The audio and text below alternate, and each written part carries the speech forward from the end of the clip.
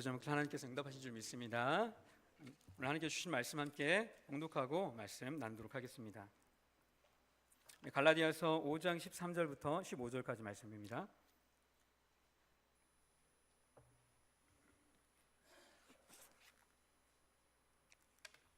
갈라디아서 5장 13절부터 15절까지의 말씀, 저와 여러분이 함께 한 목소리로 합독하시겠습니다. 시작. 형제들아, 너희가 자유를 위하여 부르심을 입었으나 그러나 그 자유로 육체의 기회를 삼지 말고 오직 사랑으로 서로 종노릇 하라. 온 율법은 내 이웃 사랑하기를 내 자신같이 하라 하신 한 말씀에서 이루어졌나니 만일 서로 물고 먹으면 피차 멸망할까 조심하라. 아멘. 이 말씀 가지고 세상을 향해 도전하는 청년들이라는 제목으로 하나님 말씀 나누도록 하겠습니다. 6월 23일 태국 템누엉 동굴에 훈련을 마치고 관광을 하러 갔던 유소년 축구팀 13명이 갑자기 내린 비로 인해서 고립이 되었습니다. 그런데 얼마 전에 유소년 축구팀 13명 전원이 최장 17일 만에 전원 다 구조되는 그런 기쁜 소식이 있었습니다. 다 알고 계시죠? 그 기쁜 소식 뒤에는 남모르게 자원봉사를 하면서 그들의 구조를 도왔던 숨겨진 영웅들이 있었습니다. 그 가운데 90여 명의 자원봉사자들이 고립된 아이들을 섬기면서 동굴 밖에서 열심히 일했습니다. 그 가운데 이러한 분도 계셨습니다. PPT 한번 띄워주시겠어요? 네. 저랑 좀 닮았죠? 네. 제가 아는 분은 아니고요. 이분은 어떤 분이냐면 방콕 인근에서 펌프로 물을 대주는 사업을 하는 타와차이라는 분입니다. 1시간 정도 논이나 밭에 물을 대주면 우리 돈으로 한 34,000원 정도 이렇게 페이를 받고 그런 사업을 하시는 분이에요. 그런데 이분이 이 사고 소식을 듣고 자신과 함께 일하는 20명의 직원들과 함께 펌프 트럭 4대를 가지고 12시간에 걸쳐서 사고 현장에 도착을 했습니다. 그리고 12일 밤낮을 뜬 눈으로 보내면서 계속 물만 퍼냈던 거예요. 알아주는 사람은 없었습니다.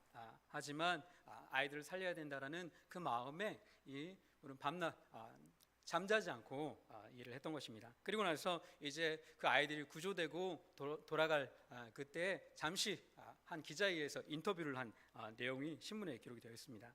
제가 한번 읽어드릴게요. 마음이 끌려서 이곳에 왔고 아이들을 도울 수 있어서 자랑스러웠어요. 잠을 못 자서 집에 가서 푹 자야겠습니다 라고 대답했습니다. 그리고 무슨 교훈이 있었는지에 대해서 묻는 대답에 모두가 저마다 교훈을 얻었을 것입니다. 내게 얻은 교훈은 우정입니다 라는 인터뷰를 남기고 집으로 갔습니다. 굉장히 훈훈한 이야기입니다. 얼마나 우리의 마음을 따뜻하게 해주는 이야기인지 모릅니다. 이분이 그리스도인인지는 저도 잘 알 수가 없습니다. 하지만 세상 사람들에게는 그의 신앙생활이 어떠한지는 별로 중요한 것이 아닙니다. 이분이 예배를 잘 드린 분인지, 교회에서 봉사를 얼마나 많이 했는지, 성경을 얼마나 많이 읽고 또 기도를 얼마나 많이 했는지, 얼마나 하나님과 동행하는 삶을 살았는지, 그것은 별로 중요하지 않습니다. 단지 이런 따뜻한 마음을 가지고 세상을 섬기는 이분의 사랑을 통해서 많은 사람들이 마음이 열리게 되었고 또 이 세상이 조금 더 따뜻한 곳이 되었다는 것입니다. 화성시 봉담읍 동아리라는 작은 마을에 2010년도에 더불어숲 동산교회가 세워졌습니다. 혹시 화성에 사시는 분 아시는지 모르겠습니다. 이 교회는 어떤 교회냐면 성장을 목표로 하는 교회 공동체가 아니라 사랑을 실천을 위해서 세워진 그러한 공동체였습니다. 현재는 장년 150여 명 그리고 교회학교 한 100여 명이 출석하는 중소형 교회입니다. 그런데 이 교회가 지역의 필요를 채우기 위해서 세워질 때부터, 처음 시작할 때부터 이 지역의 필요를 채우기 위해서 노력을 했습니다. 그래서 이 교회가 지역의 필요를 채우기 위해서 진심으로 노력하고 세상의 아픔을 함께하고 그들을 사랑으로 품기 시작했습니다. 그런데 시간이 한 5년여 시간이 지나도 별반 이 마을 주민들이 변화되거나 그런 기미가 잘 보이지 않았습니다. 그런데 6년쯤 지나서 지역 주민들의 마음이 열리고 교회를 마을 회관처럼 이용하기 시작했습니다. 그리고 이 교회는 이 지역에서는 결코 없어서는 안 될 교회가 되었습니다. 이 교회가 실제적인 문제, 자녀들의 양육 문제, 교육 문제를 비롯해서 수많은 문제들을 해결해 나아갔기 때문입니다. 그런데 이제 교회가 성장을 해서 이 교회가 떠나야 될 상황이 되었습니다. 이곳은 땅값이 비싸서 그곳에 땅을 사서 건물을 지을 수가 없게 돼서 어쩔 수 없이 땅값 싸고 또 건물을 지을 수 있는 헌금 재정이 맞는 곳으로 이동을 해야 되었습니다. 그런데 이 소식을 듣고 주민들이 갑자기 들고 일어나기 시작했습니다. 왜였을까요? 잘됐다 환영하는 그러한 주민들의 반발이 아니었습니다. 이 교회는 이 동네에 꼭 있어야 되는 교회입니다. 이 교회는 이 동네를 떠나서는 절대 안 됩니다. 이런 성화에 이 목사님이 사정을 이야기해 드렸습니다. 땅을 사서 건물을 짓고 싶지만 이곳에는 그럴 만한 재정이 우리에게는 있지 않습니다. 그래서 다른 곳으로 이동해야 됩니다. 이런 사정을 이야기했더니 그 주민들이 들고 일어났습니다. 발벗고 땅값 싼 곳 그리고 교회 부지에 적합한 곳을 찾기 시작했어요. 뭐 하기 위해서요? 그 교회는 그 동네에 꼭 필요한 교회였기 때문에 그 교회가 이 동네에 남아있도록 하기 위해서 믿지 않는 주민들이 발벗고 나섰던 것입니다. 그래서 부동산 주인, 믿지 않는 부동산 주인이 좋은 대지를 잘 선정해서 그곳을 지금 위해서 기도하고 있는 중이라고 합니다. 이 이야기는요 굉장히 우리의 마음을 뭔가 좀 리프레시하는 그런 이야기입니다. 그리고 이 교회는 얼마 되지 않아서 20명의 핵심 멤버들, 권사님, 집사님들을 중심으로 해서 핵심 멤버들을 부목사님과 함께 개척을 보내었습니다. 그리고 그 교회가 모교회가 되어서 또 그 개척교회 모든 재정을 다 지원을 해서 분립할 수 있도록 했던 것입니다. 이 교회를 보면서 교회가 기도 잘하는 교회, 성경을 많이 하는 교회, 훈련을 많이 하는 교회, 뭐 여러 가지로 유명세를 탈 수 있지만 그런데 지역을 정말 잘 섬기고 사랑해서 사랑으로 소문난 교회는 그리 많지 않은 것 같습니다. 그런데 이 교회는 정말 그러한 교회였습니다. 그래서 동네 주민들이 이 교회는 꼭 이 동네에 필요한 교회라고 말을 했던 것입니다. 성경에서 교회에게 요구하는 것은 무엇입니까? 우리에게 궁극적으로 이 성경이 요구하는 말씀, 그 말씀이 무엇입니까? 오늘 본문 말씀 14절 말씀을 함께 같이 한 번 더 읽도록 하겠습니다. 14절 말씀 시작. 온 율법은 내 이웃 사랑하기를 내 자신같이 하라 하신 한 말씀에서 이루어졌나니. 아멘. 이 모든 말씀, 이 성경에서 말하고 있는 모든 말씀이 내 이웃을 내 몸처럼 사랑해라, 이 한 말씀으로 다 완성이 됐다라고 말씀을 하고 있습니다. 그리고 율법의 완성이신 예수님께서 자신의 몸으로 이 율법을 온전하게 다 이루신 이후에 우리에게 말씀하시죠. 뭐라고 말씀하십니까? 내가 너희를 사랑한 것 같이 너희도 서로 사랑해라 라고 말씀을 해주셨습니다. 성경에서 교회에 요구하는 것은 사랑입니다. 다른 많은 것들이 있지만 이런 것들은 다 이 사랑을 위해서 존재하는 것들입니다. 그것 때문에 성경이 있고 예배가 있고 기도가 있고 전도가 있습니다. 사랑에서 벗어나서 행해지는 모든 종교 행위는 그것이 아무리 중요한 것이라 할지라도 정당화될 수 없습니다. 교회에 이런 일들이 어떤 우선순위가 바뀌는 일들이 많이 있습니다. 한번 우리 교회를 한번 생각하시면서 계속해서 말씀을 들었으면 좋겠습니다. 교회는 사람의 말과 전통을 지키는 그러한 공동체가 아닙니다. 교회에서 행해지는 수많은 교회 활동들이 있습니다. 이러한 교회 활동은 어느샌가 교회의 전통이 되어서 행해져 왔습니다. 수많은 예배를 비롯해서 헌금, 성찬식, 교회 운영에 관련된 교회 정치, 각 교회에서 전통처럼 내려오는 수많은 활동들이 바로 그런 것들입니다. 우리 교회 안에서는 목자 모임, 목장 모임, 자취회 모임, 원래 등이 이러한 것들일지 모르겠습니다. 심지어 교회에서 정기적으로 하게 되는 봉사 활동도 교회 활동 중에 하나입니다. 그런데 이 안에서 사랑이 빠진다면 이 모든 것은 하나님 앞에서 무가치한 것이 되어버립니다. 아무것도 아닌 것입니다. 사랑보다 더 중요하게 행해지는 전통이나 사람들의 가르침이 있다면, 또한 형식이나 교회 활동들이 있다면 다 깨어지고 변화되어야 할 것입니다. 성경에 보면 고르반이라는 말이 있습니다. 하나님께 드림이 되었다라는 말입니다. 예수님 시대에 부모님을 봉양해야 될 그런 재물을 가지고 있는데 그건 이제 부모님을 봉양해야 될 재물이에요.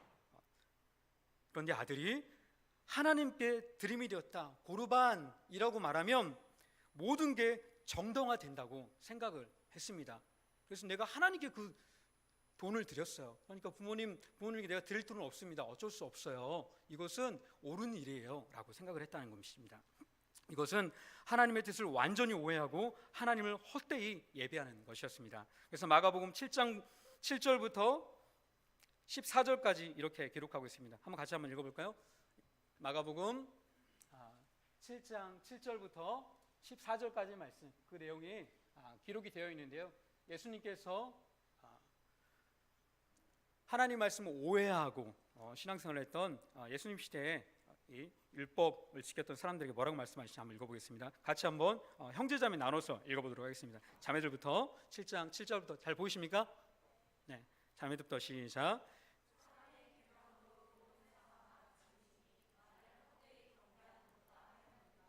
너희가 하나님의 계명은 버리고 사람의 전통을 지키느니라.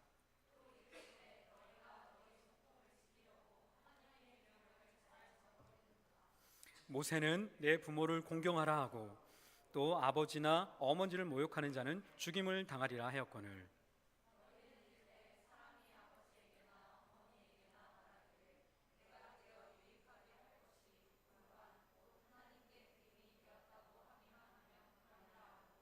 자기 아버지나 어머니에게 다시 아무것도 하여 드리기를 허락하지 아니하여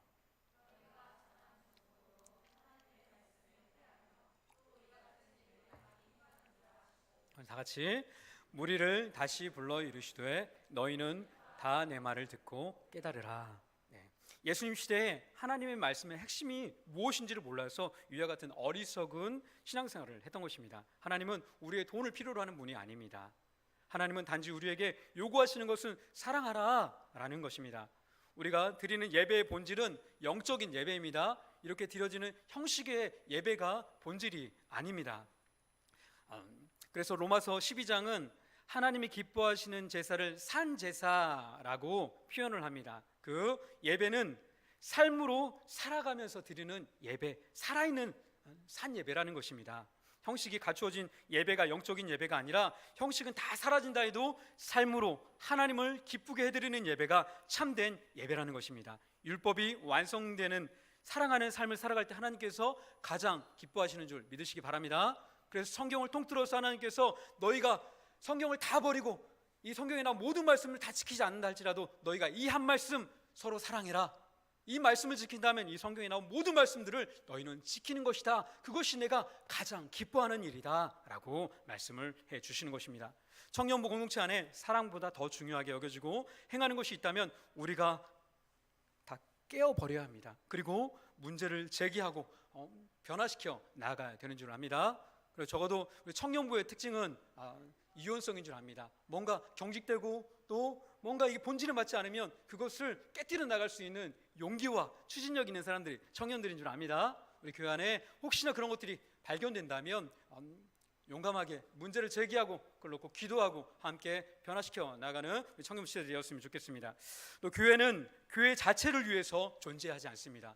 교회가 교회 자체를 위해서 존재하지 않는다는 말은 교회 공동체가 교회의 유익을 위해서 존재하지 않는다는 것입니다. 사랑은 유익을 구하지 않는 것입니다. 고린도전서 13장 5절에 사랑에 대해서 이렇게 이야기합니다. 같이 한번 읽어보겠습니다. 시작. 무례히 행하지 아니하며 자기의 유익을 구하지 아니하며. 여기까지만요. 사랑은 자기의 유익을 위해서 살아가는 것이 아닙니다. 그런데 한국의 많은 교회들이 그러한 교회가 되어버렸습니다. 우리는 아니라고 할지는 모릅니다. 우리 한국 교회가 그렇습니까? 또 우리 교회가 그렇습니까? 라고 말할지 모르지만 우리의 평가 기준이 아니라 세상의 평가가 그렇습니다. 한번 자리하면 좀 띄워주시기 바랍니다. 한국 기독교 목회자협회에서 연도별 개신교 이미지 평가를 합니다. 잘 보이시나요 혹시? 평가 항목에 몇 가지 항목이 있는데요. 많은 항목인데 그 중에 그 항목들은 다 예 아니요로 대답하는 항목들입니다. 작년 기준입니다. 진리 추구보다 교세 확장에 관심이 있다. 69.8%. 헌금을 강요한다 68.7%, 규율을 엄격하게 강조한다 38.4%, 비신자를 냉대한다 45.3%. 비그리스도인들이 바라보는 교회의 이미지 평가가 이러합니다. 기독교의 최고 핵심 가치가 사랑이고 율법의 완성이 사랑이며 율법을 완성하신 예수님이 사랑하라라고 말씀하셨는데, 교회가 세상 사람들 눈에 비칠 때는 세상을 섬기는 교회가 아니라 교회가 자기의 유익을 위해서만 존재하는 것처럼 보이고 있다는 것입니다. 세상 사람들이 바라보는 교회는 사랑이 식어버리고 교세를 확장하는 데 혈안이 되어 있고 헌금을 강요하고 엄격한 규율에 매여서 경직된 단체일 뿐입니다. 이러한 우리 공동체에서 모습이 보여진다면 우리가 기도하면서 체질을 변화시켜 나가야 할 것입니다. 그 일에 함께 동참해 주시길 바랍니다. 교회는 또한 사랑의 모양을 내는 곳이 아닙니다. 2013년 종교별 자원봉사자 현황을 보고한 자료가 있습니다. 내용 보시면 전체 봉사자를 100으로 봤을 때 개신교가 13.9%, 천주교가 5.6%, 불교가 5.4%, 기타 종교가 0.4%, 무교가 무려 48.7%였습니다. 기독교가 종교 중에는 단연 가장 높습니다. 근데 한국 기독교 목회자협회 2012년 조사에 의하면 교회 출석 교인의 47.7%가 교회 차원의 사회봉사활동에 참여하고 있습니다. 정확하게 들으시기 바랍니다. 교회 차원의 사회봉사활동을 참여한다는 것입니다. 2013년에 한국인의 종교생활과 의식조사를 조사하는 보고서의 내용에 의하면 참여 분야는 너무도 다양했습니다. 고아원, 노인 요양시설, 장애봉사시설, 노숙인 봉사, 지역아동센터, 야하, 카페 운영, 타가소 놀이방 운영 등이 있었습니다. 근데 기독교의 봉사자는 다른 종교에 비해서 2배 이상 월등히 높습니다. 그런데 많은 사람들이 이렇게 많은 사람들이 사회 활동에 참여하면서 사랑을 실천하는데도 불구하고 교회에 대한 봉사에 대한 이미지는요 굉장히 부정적입니다. 근데 왜 이렇게 봉사를 많이 하는데도 교회의 이미지가 부정적일까요? 그냥 봉사 자체를 부정적으로 보는 시선들도 많이 있는 것입니다. 종교가 없는 사람들도 봉사하는 비율이 얼마나 된다고요? 48.7%가 봉사를 합니다. 굉장히 많은 비율입니다. 그만큼 무교자들도, 신앙이 없는 사람들도 시민의식이 성숙해서 그만큼 봉사를 하고 있습니다. 그럼 그들에게 기독교 봉사자들의 모습은 어떠한 모습으로 비춰질지 한번 생각해 보시기 바랍니다. 이런 상황에 처한 원인은 사회봉사의 전시성 그리고 목적성이 부정적인 인식으로 사람들에게 비춰지고 있었다는 것입니다. 이런 상황에 처한 것을 우리는 명확하게 알고 있어야 될 것입니다. 세상 사람들은 기독교인이 봉사를 많이 하지만 봉사에 진정성이 없는 것처럼 느끼는 것입니다. 예수님이 하늘 영광을 버리고 이 땅에 내려오셔서 스스로 낮은 자리로 내려오셔서 섬기셨는데, 스스로 낮은 자리로 내려가지 않고 모양만 내려고 했던 예수님께로 모양만 내고 예수님께로만 이끌려고 하기 때문에 세상 사람들은 그것을 사랑이라고 느끼지 않는 것입니다. 오히려 가진 자의 동정처럼 느낄 수도 있을 것입니다.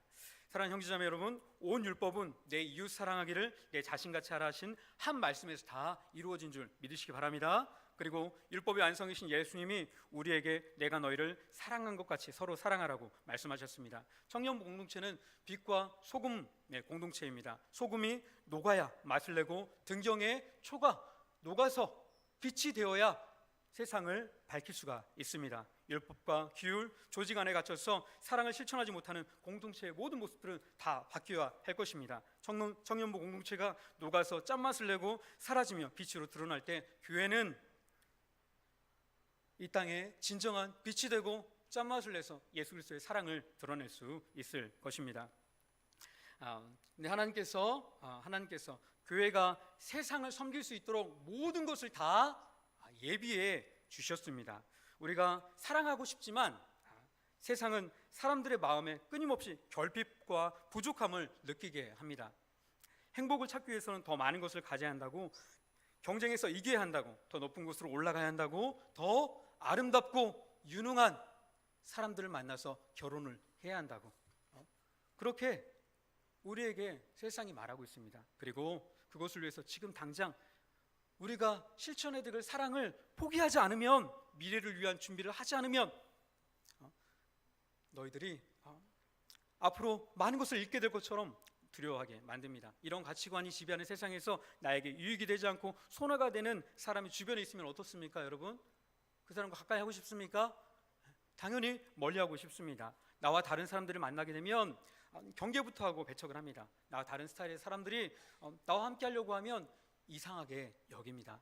더 많이 소유해야 치열한 경쟁에서 살아남아야 승리자라고 세상은 우리를 유혹합니다. 그래서 늘 부족하고 늘 결핍의 상태를 해결하기 위해서 살아가는 인생이 바로 세상 사람들의 인생이고, 또 예수를 믿어도 그렇게 살아가는 사람들이 많이 있습니다. 네.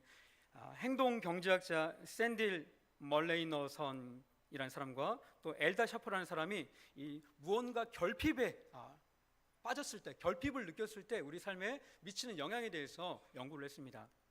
인간의 행동에 어떠한 변화가 일어나는지 그걸 관찰했는데 결핍이 우리의 사고방식을 완전하게 다 바꾸어 놓고 마음을 지배한다라고 밝혀냈습니다. 결핍의 악순환은 마치 이런 것과도 같습니다. 내가 이제 큰 가방으로 짐을 싸는데 어떤 사람들 큰 가방이 없는 사람들도 있죠. 저희 집에는 큰 가방이 있습니다. 엄청 커, 이민 가방이에요. 이민 가방이라 그걸 가지고 갈 때는 뭘 넣을지 별로 고민 안 합니다. 그냥 내가 쓰고 싶은 거 그냥 다 넣으면 돼요. 그런데 가방이 작으면 뭘 넣어야 될지 고민을 하기 시작하는 거예요. 또 고민하면서 무슨 생각을 합니까? 선택을 해야 하기 때문에 그 선택의 과정 중에서 염려들이 찾아오는 거예요. 근심이 찾아오는 거예요. 이 우산을 안 넣으면 어떡하지? 만약에 비가 오면 어떡할까? 그럼 나 비 맞을 텐데. 그럼 이 우산을 넣어야겠네. 그런데 운동화도 좀 필요할 것 같은데. 나 구두 신고 가는데 운동도 할 텐데. 이 구두 신고 운동하기 힘든데. 이런 고민들을 하면서 우리 마음 가운데는 결핍으로 인해서 염려와 근심과 두려움과 알 수 없는 불안이 마음 가운데 찾아오게 된다는 것입니다. 그 결핍이, 영향력이 우리의 마음과 생각을 지배하게 될 때 우리는 그곳에 끌려가는 삶을 살게 된다는 것입니다. 아무리 예수를 믿는다 할지라도 세상에서 느끼게 하는 그 결핍을 경험하면 지레 겁을 먹기 마련입니다. 내가 다른 사람들을 평생 섬기며 살다가 살 수 있겠습니까? 그런 삶을 살려가면 무슨 마음이 찾아옵니까? 이러다가 돈도 못 벌고 미래도 준비 못하고 결혼도 못하고 어떻게 하지? 나 이러면 어떡하지? 이런 두려움이 우리 마음 가운데 자연스럽게 찾아오는 것이 우리 인간의 마음입니다. 왜냐하면 우리는 이것을 극복할 능력이 없기 때문에 그렇습니다. 부족하면 얻지 못할까 두려워하고 얻으면 잃을까 봐 두려워합니다. 그리고 그 결핍이 해결되었다 할지라도 그것을 나누며 베풀며 살아갈 이유를 좀처럼 찾기가 쉽지 않습니다. 하나님은 우리 연약함을 너무도 잘 알고 계세요. 우리가 사랑해야 하는 삶을 살아야 된다는 걸 알지만 그것을 실천하지 못하는 우리 안에 그 결핍으로 말미암은 그 두려움을 하나님은 너무도 잘 알고 계시는 거예요. 그래서 하나님께서 그리스도인에게 그 모든 결핍으로 말미암은 두려움과 염려, 근심, 불안을 떨쳐버리고 자유함을 얻도록 했습니다. 그래서 하나님께서 저와 여러분들에게 그 자유함을 먼저 선물해 주시고 그리고 나서 너희들 나처럼 사랑해라 라고 말씀합니다. 오늘 본문 말씀 보시기 바랍니다. 13절 이렇게 말씀하고 있습니다. 같이 한번 읽도록 하겠습니다. 시작. 형제들아, 13절, 형제들아 너희가 자유를 위하여 부르심을 입었으나 그러나 그 자유로 육체의 기회를 삼지 말고 오직 사랑으로 서로 종노릇하라. 뭐라고 말씀하고 있습니까? 하나님께서 사랑으로 서로 종노릇해라 라고 말하기 이전에 하나님께서 너희는 내가 자유자로 불렀어 라고 말씀하고 있는 것입니다. 너희는 이 세상 가운데 더 이상 결핍으로 말미암아 그것에 묶여서 매여서 살아갈 필요가 없어. 내가 너의 모든 것이 되어주셨어. 내가 너의 아버지야. 이 만물의 주인인 내가 너의 아버지야. 걱정하지 마. 네가 죄 때문에 나는 선하지 못해서 그런 사람 잘 못 살 것 같아요. 여러분의 의로움의 부족함으로 인해서 스트레스를 받습니까? 하나님께서 말씀하시는 거야. 내가 너의 그 의로움까지도 다 해결해 놓았어. 걱정하지 마. 너의 결핍으로 말미암는 모든 두려움은 내가 다 자유케 했어 라고 우리 주님께서 말씀을 하시는 것입니다. 우리 교회는 교인의 숫자가 늘고 힘을 얻게 되면 자신을 위해서 존재하게 되는 순간부터 교회는 부패하게 되어 있습니다. 죽어야 살고 썩어야 열매 맺고 십자가를 져야 부활의 영광을 얻는데 많은 것을 얻고 나니까 죽기 싫고 썩기 싫고 십자가를 지기 두려워하는 것입니다. 하나님께서 주시는 참된 자유함을 잃어버렸기 때문입니다. 하나님께서 우리에게 주시는 자유함은 이 세상에 많은 것을 얻어서 누리는 그러한 자유함이 아닙니다. 이 세상에 많은 것을 얻어서 절대 하나님께서 원하시는 그 자유함을 누릴 수가 없습니다. 그런데 교회가 이 충만한 은혜로 가득해야, 이 자유함 속에서 이 자유함을 가지고 있어야 이 세상에서 오는 결핍을 해결하고 그 영향력을 끌어내고 살아갈 수 있는 것입니다. 그런데 우리 하나님께서 저와 여러분들에게 뭘 주셨다고요? 자유함, 모든 것으로 말미암는 자유함. 우리를 얽어먹고 있는 그 모든 것입니다. 악한 영들과 또 가난과 궁핍, 또 우리의 삶 가운데 무능력과 그 모든 것으로 찾아오는 그 결핍의 영향력으로부터 우리를 끊어줄 수 있는 그 자유함을 하나님께서 선물로 해 주셨습니다. 그래서 우리가 필요로 하는 의로움을 포함해서 모든 필요를 하나님 아버지께서 채워주시고 예수님 안에서 자족하며 감사와 기쁨의 생활을 하게 하신 것입니다. 스트레스의 힘이라는 책을 혹시 읽어보신 적 있으신지 모르겠습니다. 3만 명의 미국인을 대상으로 해서 스트레스 연구 사례를 발표를 했습니다. 질문은 두 가지였습니다. 어떤 질문이었냐면, 첫째는 한 해 동안 경험한 스트레스가 많은가? 이게 첫 번째 질문이고요. 두 번째 질문은 스트레스가 건강에 해롭다고 믿습니까? 이 두 가지 질문이었습니다. 근데 8년 뒤에 참가자들의 사망 숫자를 조사해 봤어요. 그랬더니 스트레스 수치가 높은 사람들의 사망 위험이 43%나 높았다고 합니다.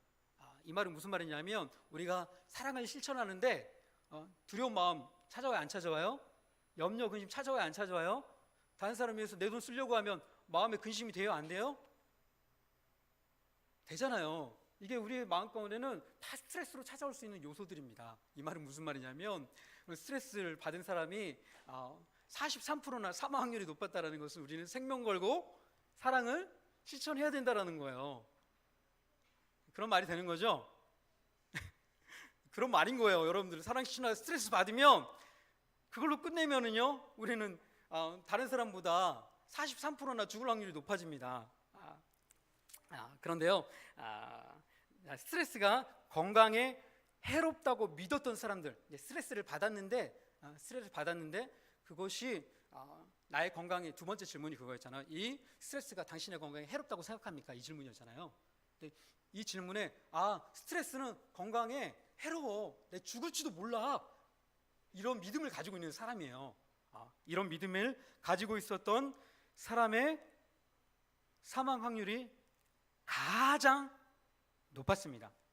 그런데 흥미로운 것은 높은 스트레스를 받았어요. 어느 누구보다 큰 스트레스를 받았습니다. 그런데 나는 두 번째 질문에 나는 스트레스가 별로 해롭다고 생각하지 않아. 난 스트레스 받아도 건강해, 뭐 이런 생각을 가지고 있는 굉장히 낙천적이고 긍정적인 사람이 있을 수 있잖아요. 저 같은 사람이에요. 저 같은 사람은요, 이 찾아오는 스트레스들은 나를 강하게 하는 훈련이라고 저는 그렇게 제 머릿속에 들어있습니다. 저를 강하게 하는 훈련의 요소. 그러니 그것 때문에 스트레스를 받는 것을 두려워하거나 염려하지 않아요. 그래서 그것을 맞닥뜨립니다. 피해가지도 않아요. 이렇게 생각을 하는 거예요. 어마어마한 스트레스를 받지만 이 스트레스는 나한테 별로 해롭지 않아, 괜찮아, 이렇게 생각하는 사람의 사망 확률이 스트레스를 전혀 안 받는 사람보다 더 낮았다는 거예요. 이 말이 무슨 말인지 아십니까? 스트레스가 정말 스트레스로 작용해서 우리를 죽이는 요소가 되려면 스트레스가 해롭다고 믿어야 그 스트레스가 진짜 내가 스트레스를 전혀 안 받아도, 스트레스를 하나만 받아도 이것 때문에 나 죽을지도 몰라, 그런 믿음을 가지고 있다면 진짜 그 스트레스가 자신을 죽인다는 겁니다. 그래서 우주비행사나 응급구조사들, 운동선수들이 스스로 스트레스 상황을 자신을 가두고 훈련을 합니다. 그래서 스트레스 접종 내지는 스트레스, 그걸 면역이라고 부르는데요, 그런 훈련들을 미리 해서 그 스트레스에 자신의 몸이 영향을 받지 않도록 스스로 그런 훈련들을 한다고 합니다. 염려와 근심은 우리가 사랑을 하면요, 당연히 찾아올 수밖에 없는 것입니다. 그것이 없다고 하면 거짓말입니다. 거짓말인데요, 그런데 저와 여러분들은 저와 여러분들은 이 염려와 근심과 두려움과 불안이 찾아오지만 예수님 안에서 결국 승리할 것이다 라는 그 믿음을 가지면 이 스트레스가 더 이상 해로운 것이 아니라고 받아들일 수 있다는 거예요. 저 같은 경우가 그렇습니다.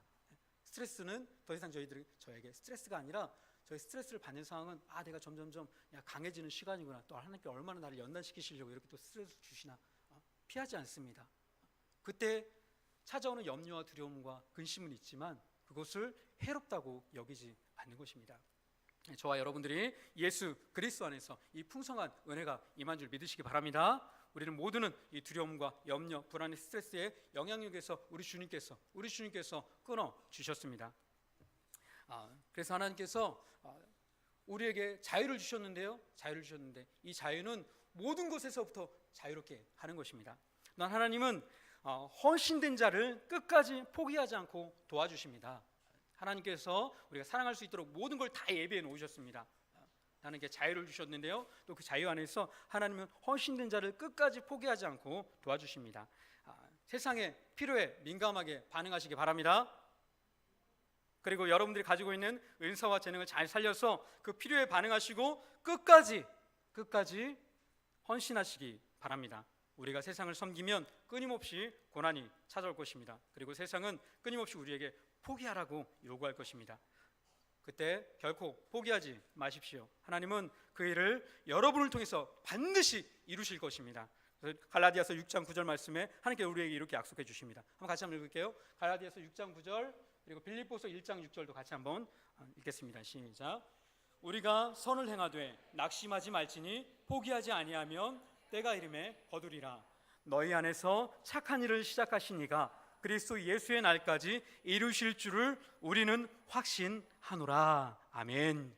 우리가 끝까지 포기하지 않는 것과 또 하나님의 일이 이루어지는 것과 무슨 연관이 있을까요? 그냥 단지 하나님께서 이렇게 말씀했으니까 하나님께서 이루어주시는 줄 믿습니다. 그런데 이런 상관관계를 또 연구하신 분이 있더라고요. 이걸 대놓고 연구하진 않았지만 다른 연구를 통해서 우리가 끝까지 포기하지 않고 나아갔을 때 천재들도 이루지 못했던 것들을 우리의 삶 가운데 이루는 그런 일들이 일어난다라는 거예요. 안젤라 더크워스라는 사람이 있는데요, 하버드 옥스퍼드 대학 출신의 심리학자입니다. 지금은 펜실베니아 대학의 심리학 교수로 재직 중에 있다고 하는데요, 이분이 연구한 분야가 뭐냐면 그릿이라는 것입니다. 그릿이라는 게 뭐냐면 자신이 흥미를 가지고 있는 분야에서 몇 주, 몇 달의 수준을 넘어서 몇 년 이상 원하는 목표를 달성하기 위해서 오랜 기간 노력과 열정을 유지하는 것으로 명확한 목표를 찾아내 결정하고 이를 적극적으로 준비하고 확고하게 노력하는 것, 단순한 변덕으로 쉽게 그만두지 않는 것, 새로운 배움 때문에 다른 일을 시작하지 않고 쉽게 변화를 모색하지 않는 의지와 인내이며 오랫동안 이런 노력을 의식적으로 지속하는 사람은 결국 노력의 행위에 힘듦이 느껴지지 않는 몰입의 상태를 경험한다라고 밝혔습니다.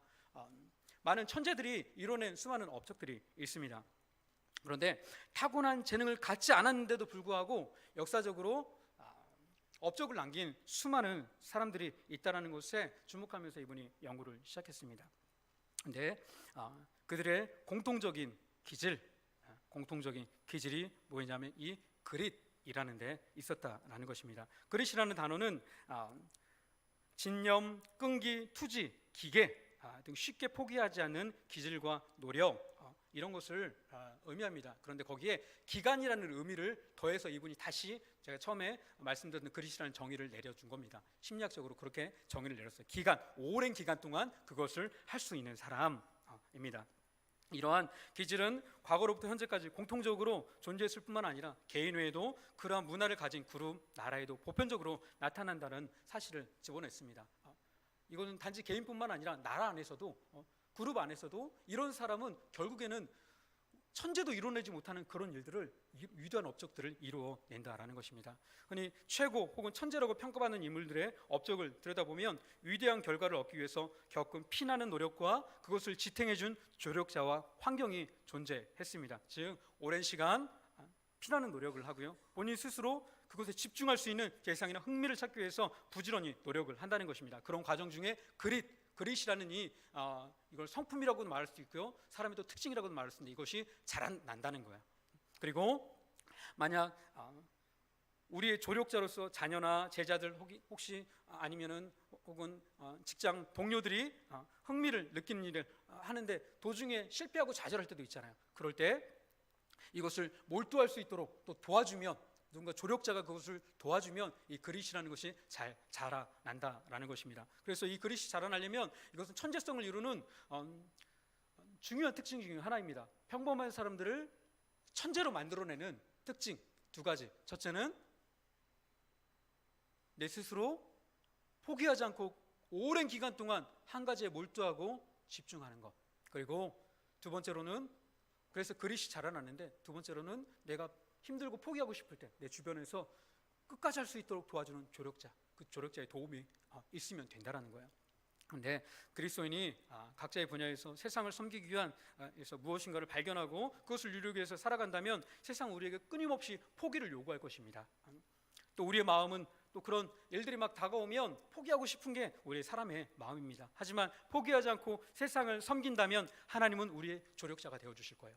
그리고 또 우리는 포기하지 않고 힘들더라도 그 길을 끝까지 가는 중에 우리 안에 그릿, 천재를 천재 만들게 만드는, 업적을 이루게 만드는, 열매를 맺게 만드는 그것이 계속해서 우리 안에 성장해 나갈 것입니다. 그리고 우리 주님께서 저와 여러분과 함께 해주셔서 우리의 조력자가 되어주시는 거예요.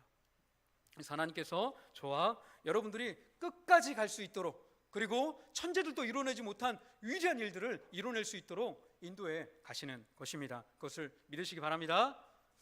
하나님은 우리에게 이 사랑을 잘 실천할 수 있도록 공동체라는 것을 주셨습니다. 본문에서 말씀하는 대상은 개인에게도 주시는 말씀이지만 먼저 공동체에게 주시는 말씀입니다. 오늘 본문 말씀 보시기 바랍니다. 13절에 첫 단어가 무엇입니까?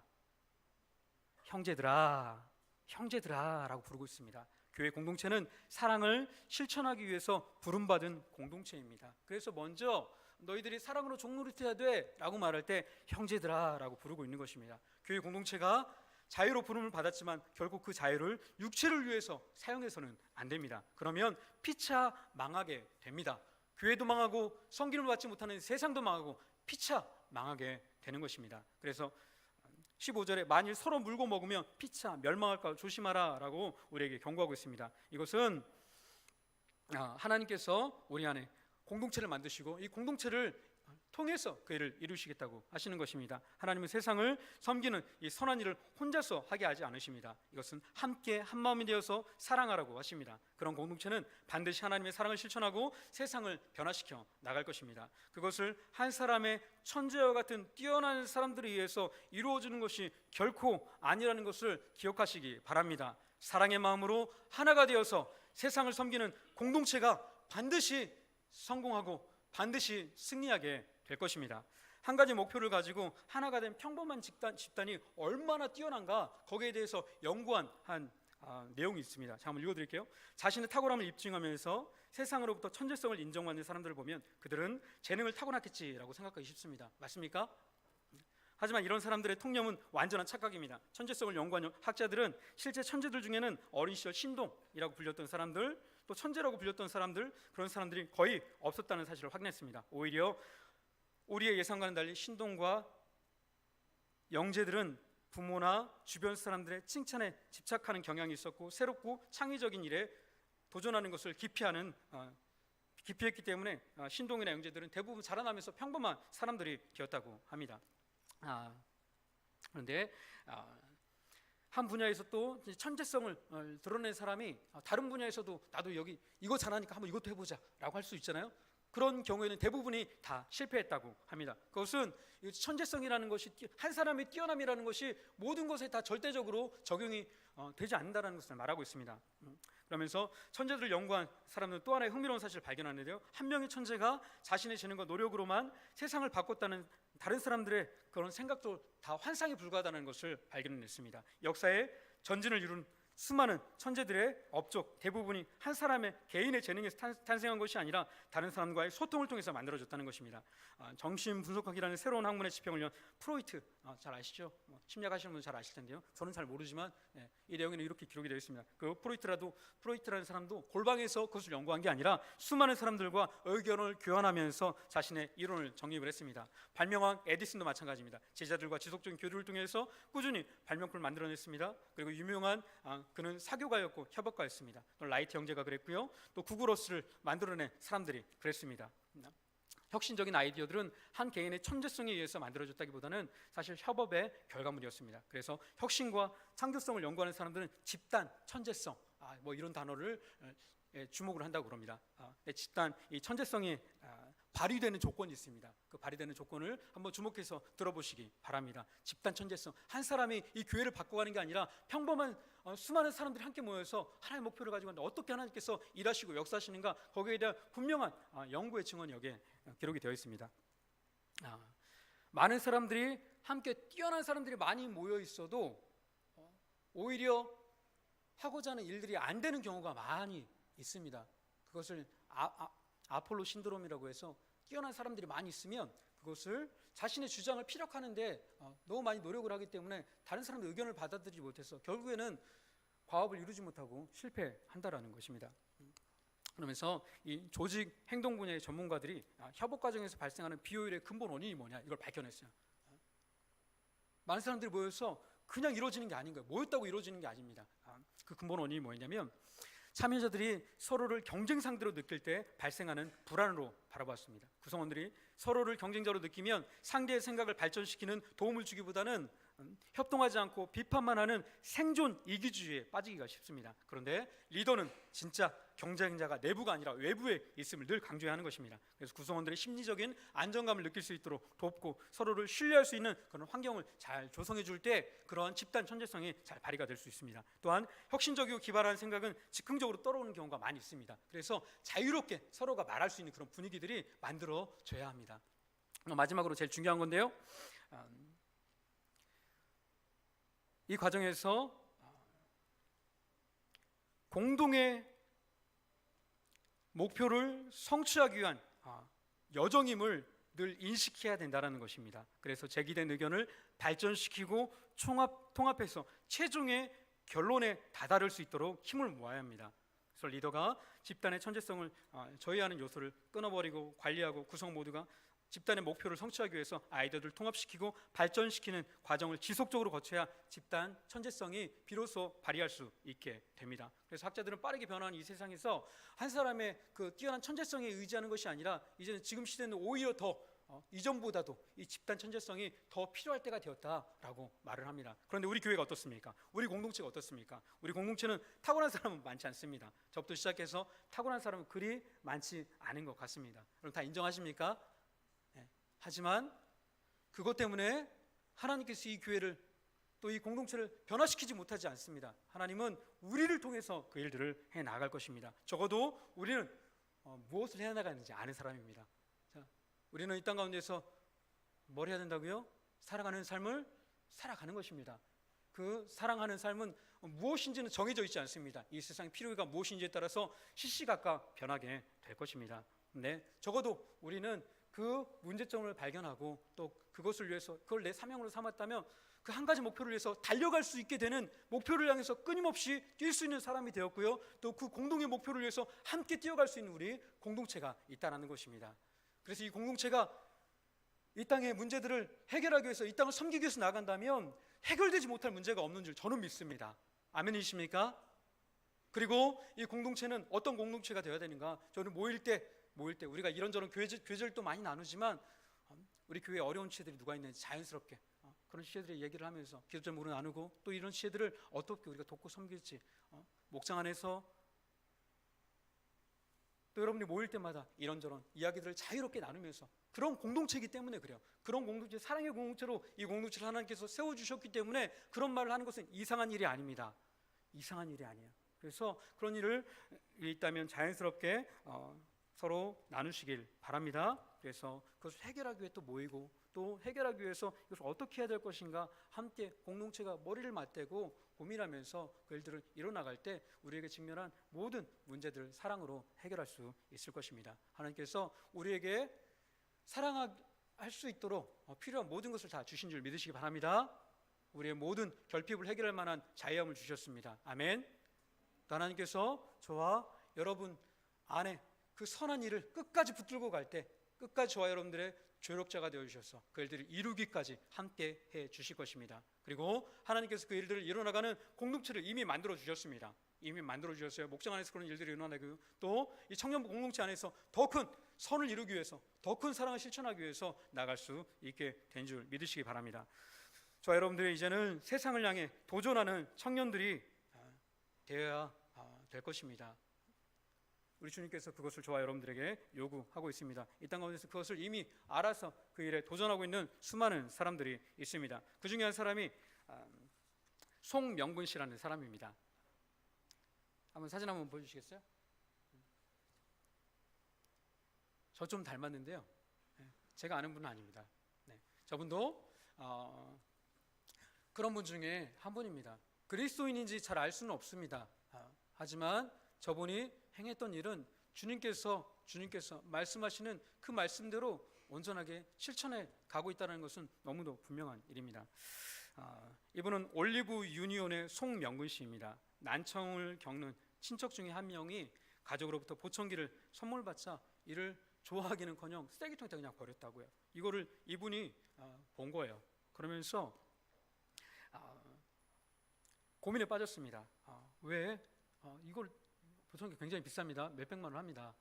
근데 이거를 화내면서 버렸다는 것. 그래서 고민에 빠져서 이 오해를 풀기 위해서 고민을 했는데요. 그 고민을 하면서 이 보청기에 대한 생각을 다시 하게 되었습니다. 이 오해의 근저에는 보청기와 난청인에 대한 사회의 왜곡된 시선이 있었다는 것을 발견했습니다. 이 사회의 편견을 인식하자 세상이 조금 달라 보였다고 합니다. 생각보다 난청으로 고통을 호소하는 사람들이 굉장히 많았습니다. 다음 사진 보여주시겠어요? 저기 뭔지 아십니까? 이어폰 아니고요.